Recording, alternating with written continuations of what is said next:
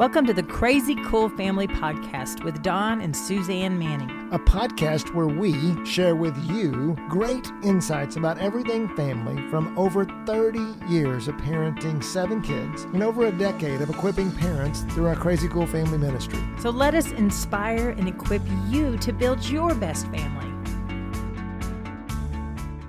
Hey everybody, welcome to the Crazy Cool Family Podcast. Macy here. I am the third Manning kid, and I am a daughter, a mom, and a wife.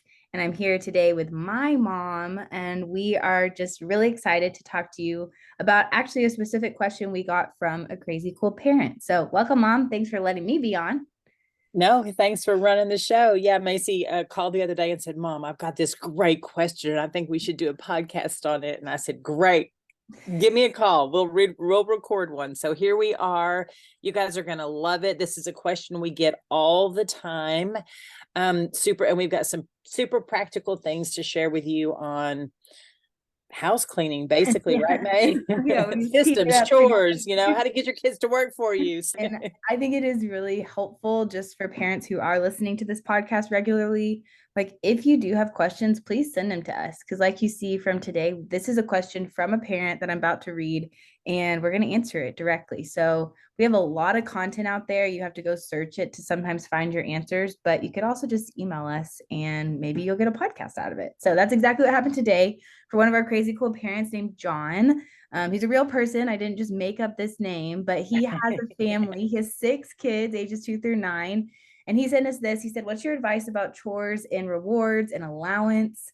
Really struggling to get a workable chore plan. And he was just basically saying, like, they want to have follow through, but they don't want to be helicopter parents. They want to be on their kids all the time. And he just asked for any resources. So I went and looked through all of our crazy cool stuff. And I was like, actually, we don't have a specific conversation or resource on this topic.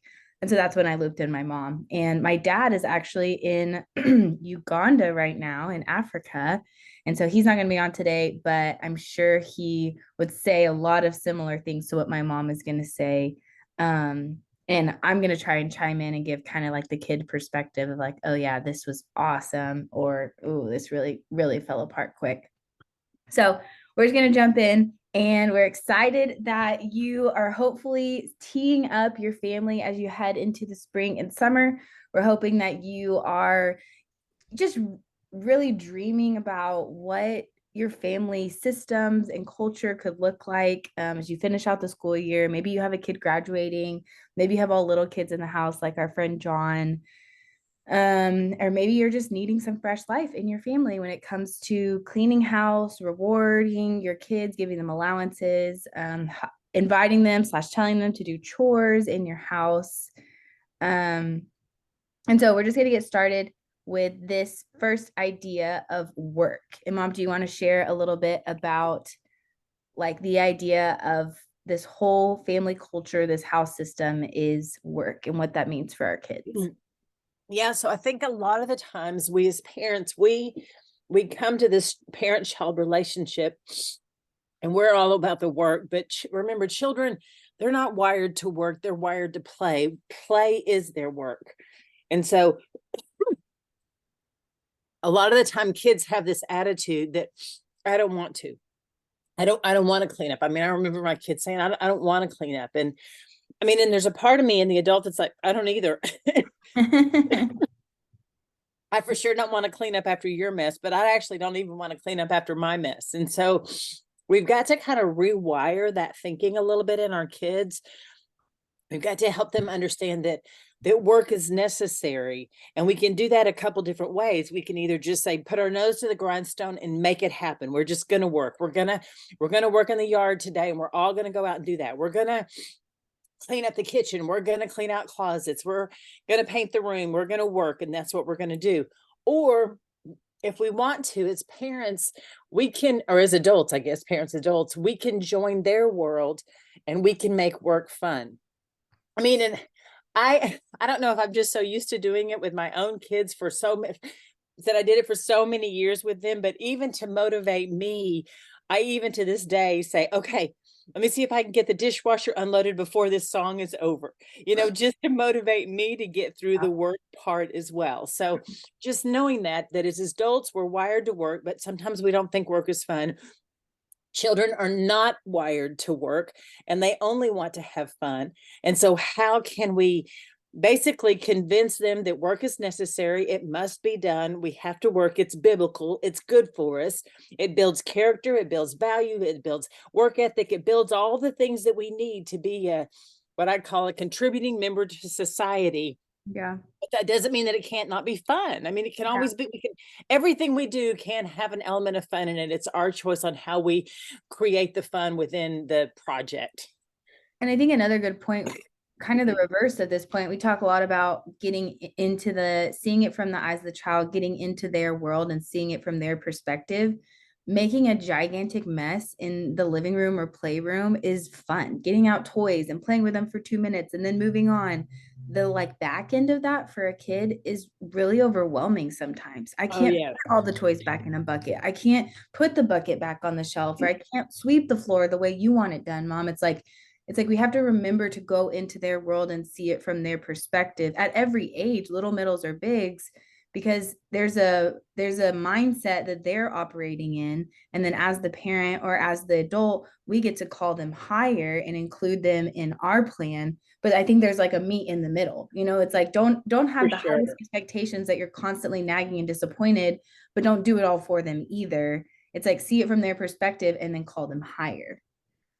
Well, and I think that, I can relate to a child on so many levels. I think that I'm just a little girl deep inside, but when the whole family comes to town and they stay for a few days, then I have 10 beds that need to be changed. And I have, the diaper, all the trashers are full of diapers. Every towel has been used. Exactly. Every towel, the pantry's empty, and the refrigerator's full of, leftovers I'm never going to eat. So all that to say is there's a bunch of tasks. And so even for me, I have to just think, okay, how am I going to conquer this? How am I going to go after this massive amount of work? And so your child's the same way, and maybe you're the same way too. How do you handle a giant task? One step at a time. What is it? How do you eat an elephant? One bite at a time.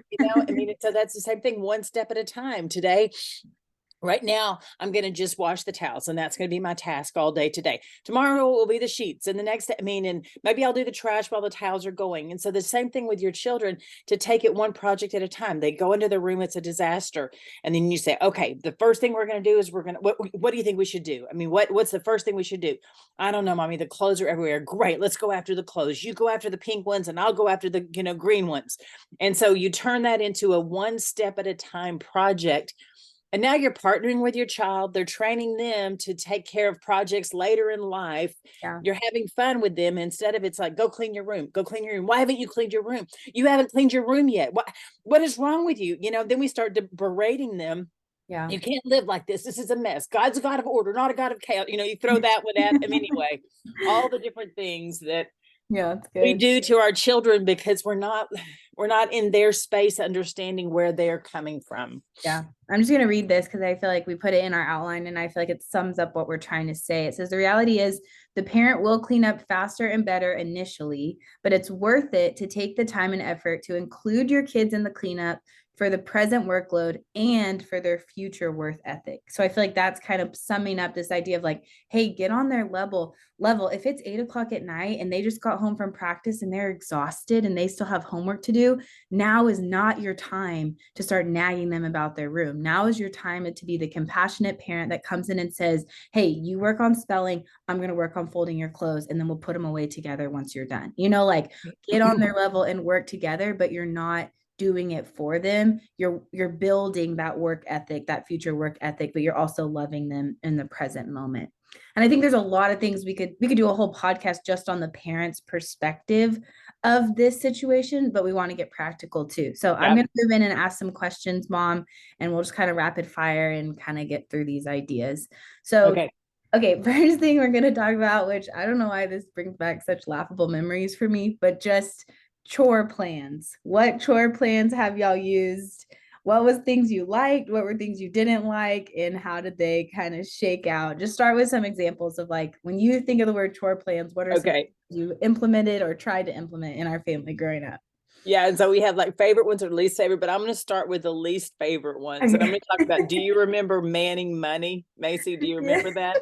That Dad had printed out. It was our picture of the Mannings on this money. And We should find that, but there's probably a picture of that somewhere. yeah, and so he did a great dad. I mean, so Don is system man. He is all about the systems, and he would say over and over, and you probably heard it on a podcast. I would just tell Suzanne if she would just implement a system, that our house would run so much smoother. And I tell you what, guys, I could implement a system all day long. The implementing is not the hard part. I actually love that part, the creative part of it. It was the follow through. And that's what John even said in his sentence too, is that we've tried the follow through. Workable. I need a workable chore plan that we're going to be able to follow through with. I'm like, that is so relatable.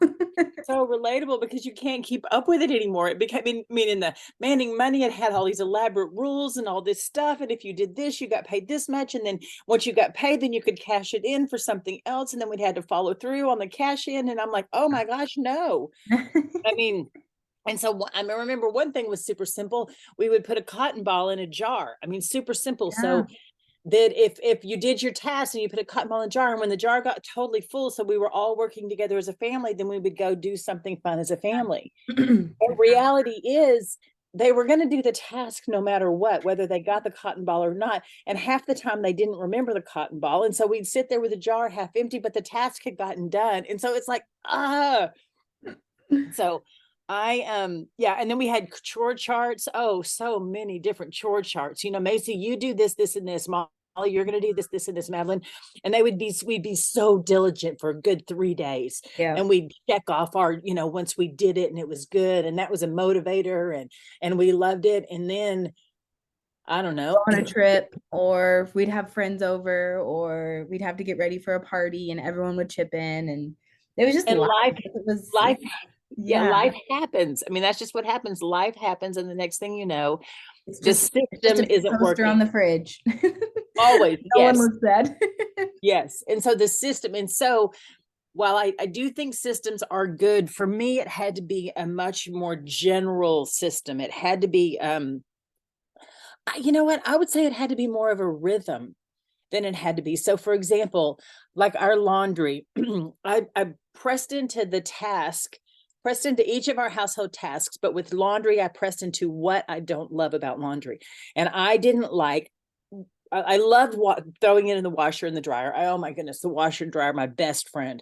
I mean, they were on my team. They were helping me. They were doing work for me.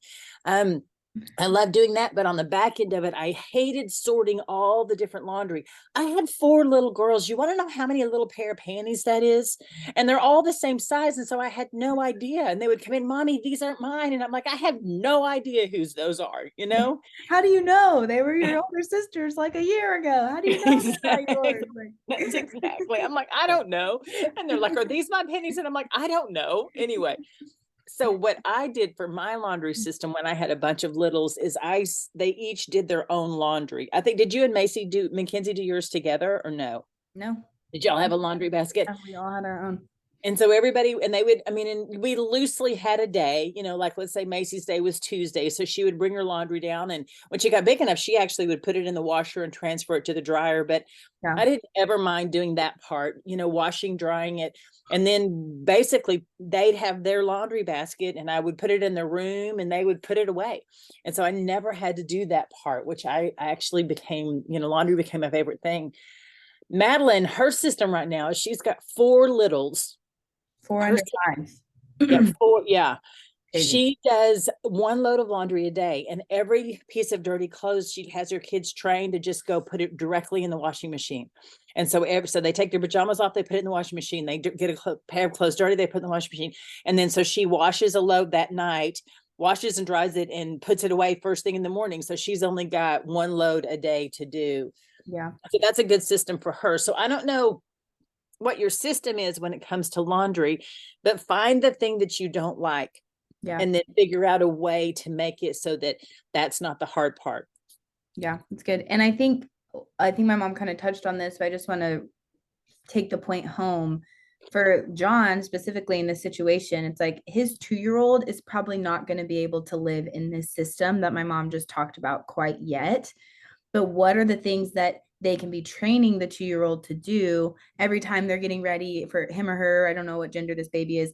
But every time they're getting their baby ready for bed, it's they take the baby, they hold their hand and they teach the baby, hey, this is where we put our laundry. It's in this laundry basket, or like every time they put their laundry away, the baby's involved in the sense of like, here's your drawers, here's your laundry. We put the laundry away, and all the kids up. It's like, what are you doing to empower them? They are going to be a member of society that hopefully does laundry for the rest of their life.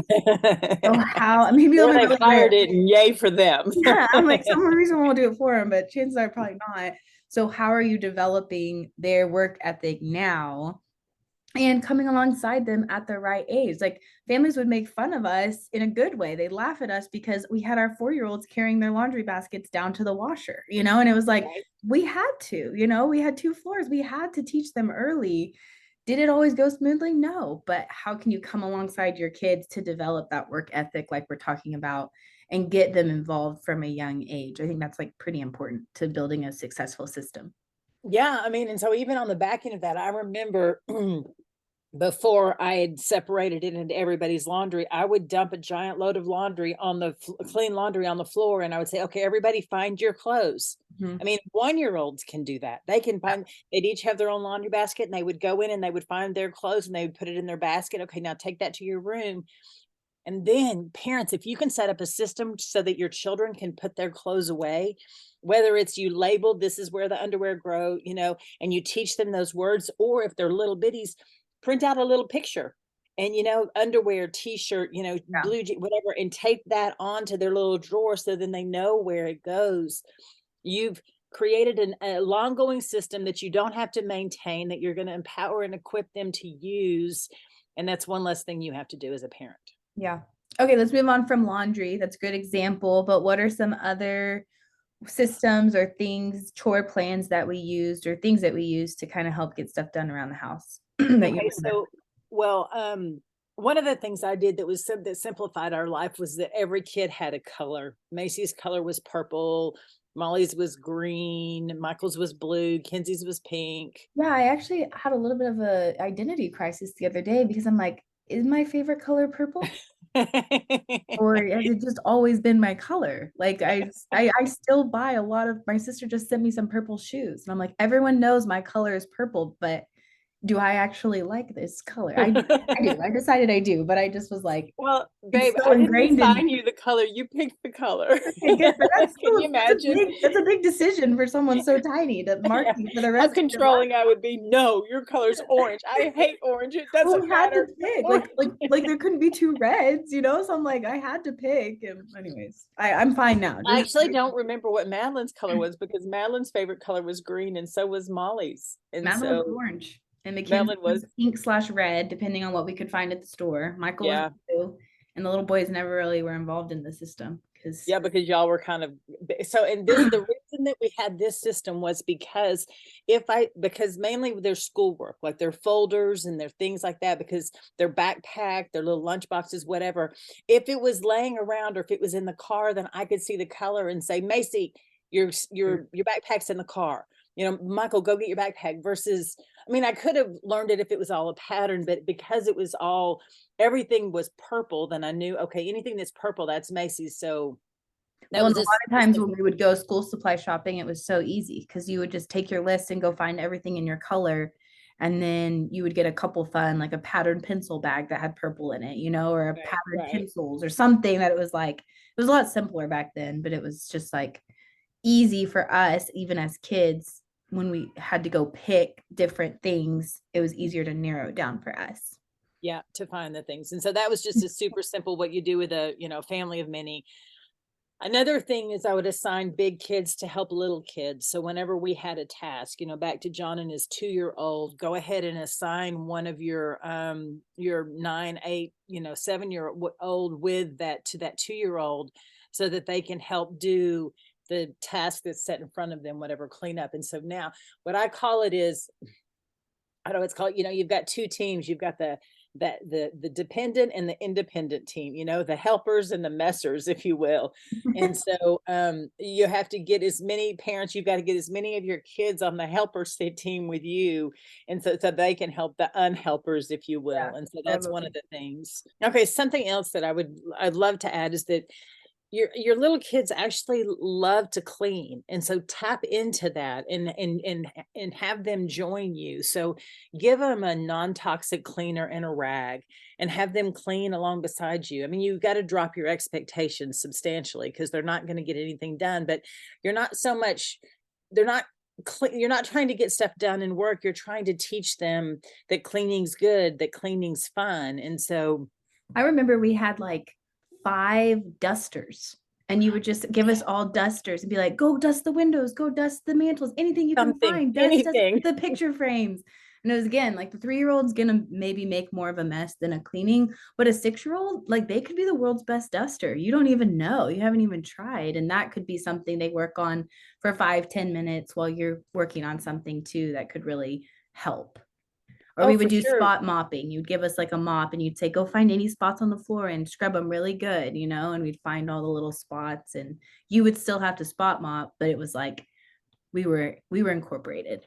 Oh, for sure. Yeah. I mean, yeah, I would just remember saying all the time that if we all work together, I think I've got that somewhere in the notes that if we all work together, No, this is what you would say. This is exactly what you would say. It's ingrained in my brain. You'd say, Macy, if you work for 5 minutes and Madeline works for 5 minutes and everybody else, all the other siblings work for 5 minutes, that's like 45 minutes of work, or that's like 35, how many kids were in the house that day if we yeah, add it times all five. together. Yeah, so it's like, if mommy works for 45 minutes, I could get all this done, but if we all work together, I would only have to work for 5 minutes. And you'd set a 5-minute timer, or you'd put on a 5-minute song, and you'd be like, let's all work together and get all this work done. And I'm like, that was genius. I'm like, I don't know where you learned that, but for whatever reason, that made me feel like I was on a team. It made me feel like the work was going to get done so much faster. We always cleaned for more than 5 minutes, 100%. One song ended, the next song started, we were still cleaning, but it was like that camaraderie totally worked for us. And then we started to get older and smarter, and we were like, I you're know, just, Mom. yeah, I you're just know. wanting We us to all do work for your 5 minutes. but it totally worked when we were like, 4 through 10. Well, remember the saying, many hands make light work. And that's where it comes from. If we're all, we can incrementally multiply our time if we all pull our weight and do our things. And so I would do that, or get to recruit everybody to do that. Another thing would be to make it fun for your little kids is to set a timer. Okay, I'm going to set a timer, or I'm going to set a stopwatch to see how long it takes for us to gather all the trashes in the house. Everybody go, and so they'd be running up the stairs. Okay, I've got my room. Okay, I've got the bathroom. I've got this room. And so they'd all come down, and now the trash was done. And stop the stopwatch. It was done in less than a minute. Things like that. Or like pulling weeds. I mean, nobody likes to pull weeds, but how many weeds can you pull in 1 minute? Okay, everybody go. And we'd set the timer. So use time for your side. So many times we use that timer on that microwave to get things done. So many times. Yeah. So hopefully you're hearing some practicals in the midst of this, like, idea of, like, include your kids. They love to clean. Change your thinking when it comes to like their perspective of cleaning, or their reaction when you ask them to clean, and make it fun. Put music on, set a timer, like, give them a goal, those types of things. Include them in the ways you can. And then also, just as far as the chores and the systems, like, I would say another practical is, like, don't be afraid to try something, and maybe just even set a goal for your family. Like, hey, for the month of June, since we're all going to be home more, blah, blah, blah, let's just try this system, and let's work on it just for 1 month. And don't try and set some crazy goal for yourself that you can't attain. Just try something small and see if it could work when it comes to setting up chore systems. Yeah. Okay. Next question, Mom, is kind of back to like the mindset. But how did you get your kids to care about if the house was clean or not? Yeah. And so, there's a few things that comes to mind, and we've already mentioned it one, but God is a God of order, not a God of chaos. And I would say that to them all the time. And I would, convince them, doesn't it make you feel crazy when you come in your room and it looks like this? It makes me feel crazy when I walk in the house and there's a sink full of dishes and there's laundry everywhere. And so it makes my brain peaceful when everything's in order, and yours too. It makes sure I convince them, it makes you do that too. And so, and then I said another thing too, Macy, I don't know if you remember this, but I would be like, before we go to bed, you need to make sure that your room's cleaned up, because if you get sick in the middle of the night, you're going to throw up all over your toys or your animals. And so, I You mean, need a pathway to the bathroom. You need a pathway to your door and a pathway to the bathroom. And I still do that as an adult. Anytime there's a stomach bug or we don't feel good, I'm like, you can't have that pillow there. You can't have those clothes on the floor. Like, you need a clear pathway to the toilet. And they're just like, my husband's like, okay, I guess. I mean, and that all that's doing is it's just making a real situation, a consequence, I guess, of your action to be brought to light, if you will. And so we just always made sure that the house was clean before we went to bed and before, nap time. We would just have a couple times, so that we just had a couple times set that we would make things were cleaned up, make sure they were cleaned up. So a certain time frame, but also the consequences of it. Why do you want it clean? And that's what, to answer that question, how did you get your kids to care about it? Well, why do you care about it? Well, because God cares about it, because your brain cares about it, because the consequences of something bad happening. If the house is on fire, you want to get out of the house. If you're going to be sick, you want to get out of, and so all those different things. Another thing that I told them all the time was that your training to live with someone in the future, whether it is your roommate or your spouse, and they don't want to pick up your dirty underwear. That's what I would tell them. They don't want to see your dirty underwear laying on the ground. So you need to practice learning to pick that up right now. It's 6, 7, 8, 9, 10, 11, 12. Yeah, well, and I had roommates in college and after college and stuff like that. And they would ask me, they were like, how do you keep up with it all? Like, how are you disciplined? How do you know, like, you have this like internal rhythm of knowing when to do your laundry, knowing when to put it away, all this stuff. And I was like, just been doing it for as long as I can remember. And it's valuable and it's peaceful to have my house clean. And so you're doing it for the future. Back to that future work ethic, you're also doing it for the future fruit of your child being a cleanly and whole person. It's worth it to invest in them now. And it's worth it to teach them how to work as a team too. So when they maybe run their own household someday. And there's one more little point I want to make about how to have them care. One of the things that we would do, like we would have small group at our house, or we would have friends over or family. And I would always, want to present a clean house. Like I remember my mom growing up, she didn't keep a very clean house, but if someone was coming over, then she would kind of go into panic mode and run around and clean up everything. And so I very much inherited that from her. And along the way, teaching my kids that you want to present, you want a clean and neat and tidy house. You don't want someone to walk into you don't want your friends to come over and them having to walk over your toys in your bedroom or over your clothes. You want them to have a clean place to be able to come and play. And so we would rally everybody. If somebody was coming over for dinner, we would rally everybody and we would put our things away and clean up and go the extra mile. And so that was another time that we all worked together to clean up, and how I got my children to care about, if things were clean. So all good. Right. Okay, moving kind of into a similar vein, but different idea. How did you get us to actually clean up after ourselves? Like what were some things? Go ahead. Yeah. And so I mentioned this. And so let me just be super specific about this now. There were specific times in the day that we stopped everything and we shut down and we did clean up. And I would call it a reset. And one of the times was right before nap time.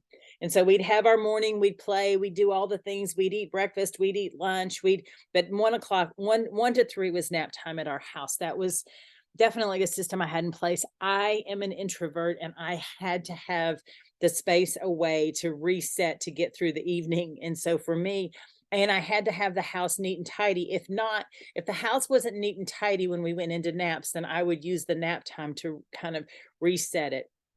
And I think one of the reasons that I wanted it so neat and tidy was because I could control the mess. I couldn't control the children and get them all going different places, but I could control the mess. So we had specific times. So right before nap time, we would stop everything and we would clean up, straighten up the whole, downstairs, our living space, if you will. And then right before bedtime. And it's the same thing. If I didn't have their help cleaning up, if I knew that the house was a mess and I had a sink full of dishes, then the first hour or two that the kids were in bed, I would spend my time cleaning up. And that's not fulfilling. That's not rejuvenating. That's not, for me, that wasn't what I wanted to spend my free time doing. I wanted to spend my time that I didn't have children, and I didn't want to spend it cleaning up. And so I basically trained them to help me clean up. So a specific time. Something I was going to add really quick too is there might be hot spots in your house that need to be reset every day or multiple times a day. And then there might be places in your house that maybe could get touched once a week or even like once or twice a month. And so identifying those areas could be helpful too. So like the kitchen is a great example. Every night after dinner, we would help clean up. Everyone would do something, wipe down counters, sweep, load the dishwasher. I remember me and Madeline usually would be on dishwasher duty, and she always would have to go to the bathroom right after dinner. And so I was stuck unloading and loading the dishwasher because Madeline was like going to the bathroom for 20 minutes while I was working on it. And so she still does this to this day, and her husband's legit, like, okay, because she would sit in the bathroom and just talk to us the whole time. Like, it's not like she's faking it, but I just remember that, like, that was one of those hot spots every day, every meal kind of places we needed to contribute. Whereas the bathroom, maybe that's just wiped down once a week, twice a week, depending on your family, what you need. So I think that's helpful too, to remember like the time of day or week or month, and what are the hot spots that you may need to focus on when you're building this idea of like everyone's contributing and helping in a given day or week or month. Yeah, I mean, I'm so glad that you said that. And so that's exactly right. Is we would, work together and have specific times that we did that. And dinner time was one. Like if your kids give you pushback on on cleaning up, one of the best things that you can do is you can put time into it and say, well, we always clean up before nap time. It's just what we do. And so now you're not having to argue with them about doing it anymore because you always do it. It becomes automatic. It's just what we do. It's dinner time. We clean up after dinner time. We all do together as a family. It's just what we do. And so that's one of the things that you want to put those stop gaps in place. Saturday, I had a friend growing up who Saturday morning, their family cleaned the house. They didn't, have anybody, their parents worked all week. And so Saturday morning, so if we had a slumber party at her house, Saturday morning, we were given the scrub brush and we were sent to a room, the kitchen, the bathroom, whatever. And that's what we were going to do on Saturday morning, or we could go home. I mean, because we didn't live there. And so, well, and a lot of times there was like a reward too. So like Saturday mornings, I had friends who did that. Like they were like, yeah, you can spend my house Friday night, but we're waking up and cleaning our house on Saturday. But my dad's gets its donuts. And so it was kind of like okay, well, reward, but work kind of thing. Yes, so yes. And to do it together is fine. Yes, exactly. I love it. Okay, anything else you want to add for how did you get them to like own their own mess or clean up after themselves before we move on to our last question or topic? Yeah, I just want to just say super, super quickly that to set your kids up for success on the front end of a big mess. And so let's say that they want to make tents in the living room. And your first response is no, because I don't want to clean that up. Then you can say, you know what? I don't want to make tents in the living room because I don't want to clean it up. It's a big mess. You get all the pillows and the blankets out, and I just don't have the time or the energy to clean that up. But I understand that you're a kid and you want to have fun. And I made tents when I was a kid and I loved it. So if you want to do that, then you clean it up. I think it's fun. I think you should, but you clean it up. Mom, will you help us? I don't know if I'm going to help you or not. We'll see how much you can get done, but your job is to clean it up. That goes with Play-Doh, Legos, painting, any mess that your kids want to make. Remember, their play is their work. It's building their childhood. We want that for them, and we don't want the fear of having to clean up a mess to stop them from playing. But we do want to teach them the responsibility of, you mess it up, you clean it up. That you're not going to create more work for me because you want to do this. And so that's, one of the things I would say. I love that. Yeah, and then I just wanted to share this one more thing. We had some friends that when their kids would leave their stuff laying around all over the place, their parents were so sick of it. And so they found this box, the community box. And, after they'd gone to bed and cleaned up and the kids, whatever, they would put all the kids' things in the community box and the kids had to earn it out of the community box. And so it basically, which that right there just teaches lifetime responsibility. If your child leaves something at the park or in the hallway at school or something like that, it's going to get taken or stolen. And so why not teach our kids in our own home what happens to their things when they don't take care of them, when they don't clean them up? And so they would get their, let's say they left their shoes out, their basketball shoes, and their parents would put them in the box, and they'd be like, oh no, my basketball shoes, I didn't put them away. How do I get them out? Well, you can scrub the toilets. Okay, I'm gonna go scrub the toilets and I'm gonna take it to practice. So that was just one of a clever way. I never could make it work. I think because I had too many kids going in too many directions. And so well, Madeline, Madeline does this something too that's a little bit savage, but kind of hilarious. If her kids are like refusing to clean up something, she'll say, okay, fine. If I'm going to clean it up, then it's going in the trash. And they'll be like, no, not the trash. And she'll be like, okay, well, you need to be responsible for it. This is your thing. And so if you're going to get it out, you need to clean it up. If mommy has to clean it up, it's going in the trash. And she has she's like done it. I mean, she's like, the babies will call, yeah, mommy put my baby's over in the trash. like melt down, and they like are more diligent to clean up now because the fear of mother is inside of them. Like, which is just so funny. Like, you don't have to do it in a mean way, but I think it's I'm watching my sister's parent and like learning from my parents. Obviously, I'm like, it's okay to be a little bit extreme. It's okay to like grab your kids' attention and be like, this is the culture that we're setting. This is the person I'm raising you to be. And that's kind of where I want to land this podcast, Mom.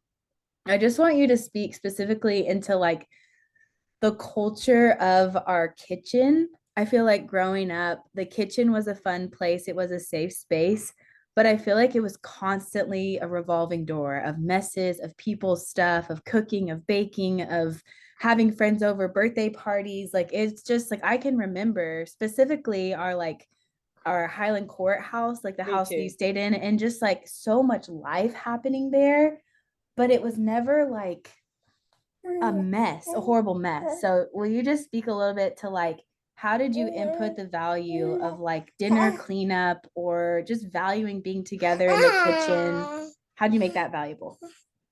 That's Sayla, by the way. She's contributing to this she's podcast. joining us. Yeah, she's like, she's saying, how did you do it? Yeah, that's what she's asking.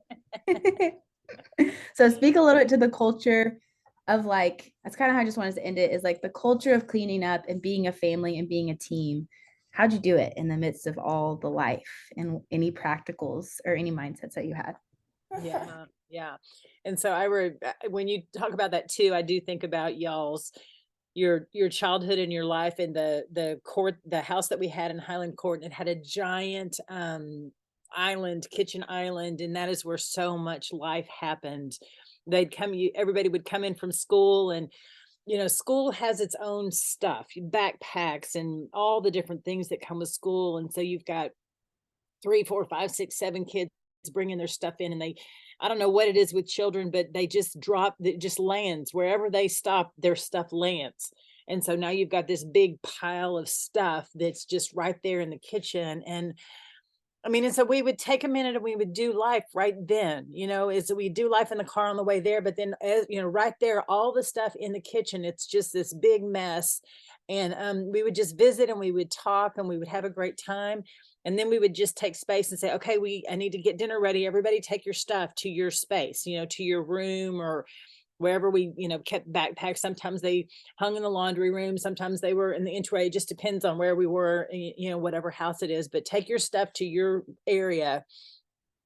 And then we would go into, so that was a one-time period. And then we would go into, preparing dinner mode. And so I would just kind of, the song, We're All in This Together. I think the High School Musical one? High School Musical, We're All in This Together. I mean, when the girls were young, that was when High School Musical was big. And so we would just incorporate like a song, We're all in this together, hand in hand. And so that's what I would say, if you were to boil it down to the culture of it all, I would try to incorporate as much of you guys as I could. And hear me on this. This was hard for me because I am an acts of service, introvert, internal processor person. I mean, I sound like I sound like I'm this, I don't even know, learning disabled person, Like but the old lady that lived in the shoe with all the yes, children. she had so many children, she That's didn't know what to you. do. Yeah, she spanked them all and sent them to bed. Yeah, that was, and so for me, I had to overcome all of that and incorporate the help. One, because there was too much to do. I couldn't possibly do it. I was going to kill myself.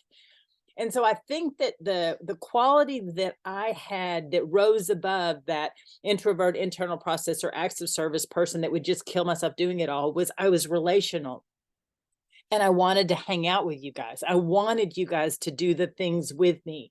And so that's what I would do is what will it look like for us to do this together? And the number one, I don't know, I guess quality that I wanted, and I think Madeline, and you too, Macy, y'all brought it to the table, was fun. It had to be fun. I mean, we had to laugh, and it had to be fun, because for children, and I'm going to start where I ended the podcast, for children, they do not get the concept of work. It's not wired in them. They are wired to play, and their play is work. And so we can't, as parents, we can force them to work, and we can make it miserable, and they can be miserable. Therefore, we will be miserable.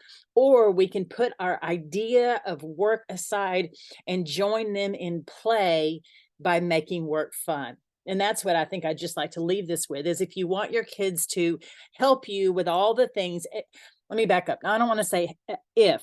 You do want your children to help you. That is valuable for you and for them.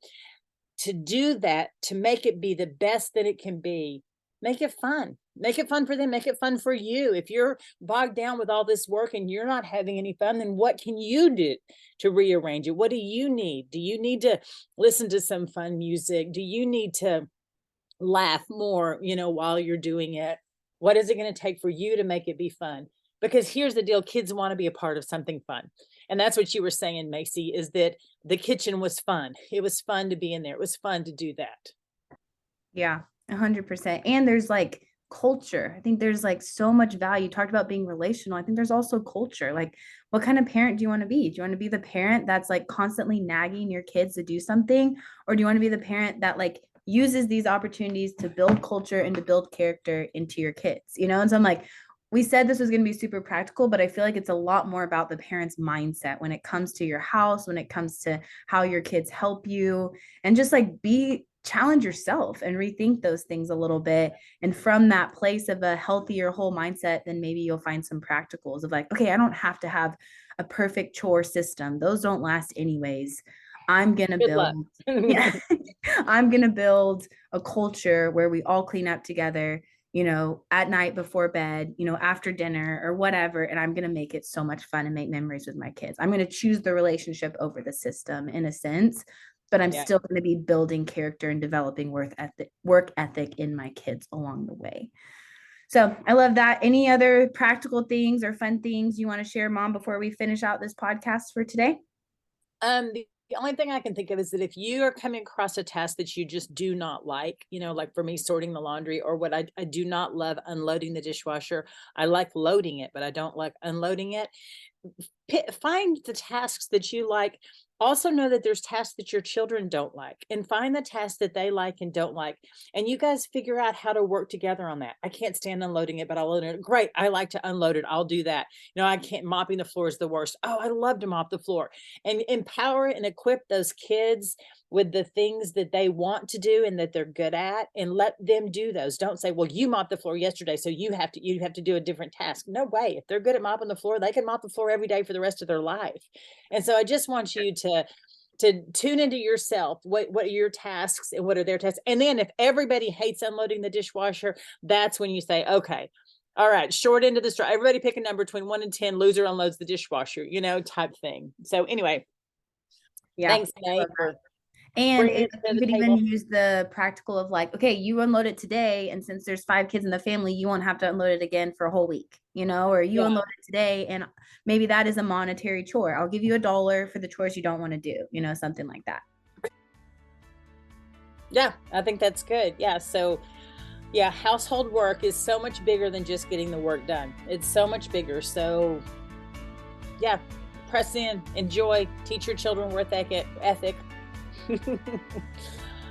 All right, crazy cool families. We love you. We're so glad you're here. As Macy said, if you have any questions that you want us to answer that you're struggling with in your family, then we want to hear those questions. We want to answer them.